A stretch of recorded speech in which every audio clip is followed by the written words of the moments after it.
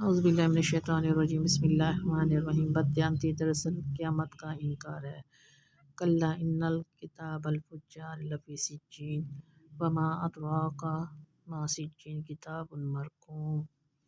یاد رکھو یقیناً بدکاروں کا اعمال نامہ سجین میں ہے، اور تجھے کیا خبر کہ سجین کیا ہے؟ ایک دفتر ہے لکھا ہوا۔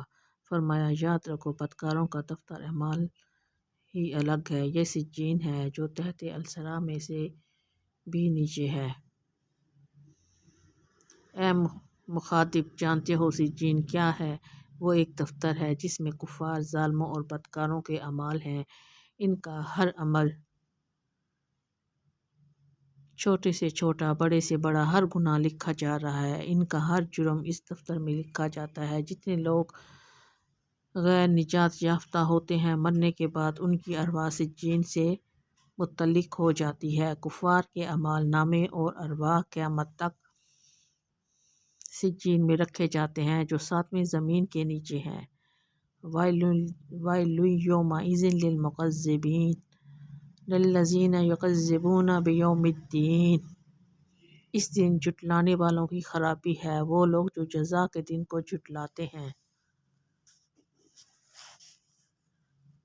فرمایا ان لوگوں کی بہت تباہی اور بربادی ہوگی جو تکذیب کرنے والے ہیں۔ انکار کی 2 قسمیں ہوتی ہیں۔ پہلی قسم یہ ہے کہ کسی نے عملاً بھی انکار کیا اور زبانی بھی اعلان کر دیا کہ میں نہیں مانتا، یہ کافر کہلاتا ہے، اور کہتا ہے کہ وہ اللہ کو نہیں مانتا، رسول صلی اللہ علیہ وآلہ وسلم کو نہیں مانتا، اللہ کی کتاب کو نہیں مانتا، آخرت کو نہیں مانتا۔ دوسرا کہتا ہے کہ وہ ان سب چیزوں کو مانتا ہے لیکن اطاعت نہیں کرتا۔ وہ زبانی کہتا ہے کہ جیسا کہ حکم ہوگا ویسا کروں گا، لیکن کرتا نہیں ہے، یعنی عملاً اطاعت نہیں کرتا۔ یہ منافق ہے۔ دونوں اقسام کفر کی ہیں، جبکہ منافق زیادہ بڑا کافر ہے۔ دنیا میں مسلمانوں کے حقوق حاصل ہوں گے، اس سے مسلمان جیسا سلوک کیا جائے گا، لیکن اللہ کے نزدیک وہ مسلمان نہیں ہے، منافق ہے۔ فرمایا یہ جو بددیانتی کرتے ہیں یہ دراصل قیامت کا انکار ہے۔ اگر یہ مان رہے ہوتے تو یہ کردار اپناتے۔ ان کی زبان کہتی ہے مانتے ہیں، جبکہ کردار بتاتا ہے کہ یہ نہیں مانتے۔ اگر مانتے تو دوسرے کا حق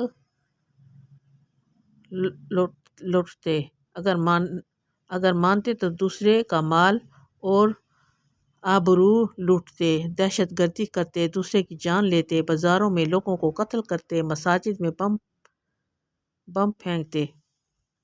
اگر قیامت کا یقین رکھتے تو یہ حشر کرتے۔ ان کا کردار بتا رہا ہے کہ یہ زبانی اقرار کرتے ہیں لیکن عملاً نہیں مانتے، قیامت کا انکار کر رہے ہیں۔ یہ بڑی قابل غور بات ہے کہ قرآن کریم پر کسی ادنیٰ سے شک و شبہ کے بغیر ایمان لانا ضروری ہے۔ وآخر دعوانا الحمد للہ رب العالمین۔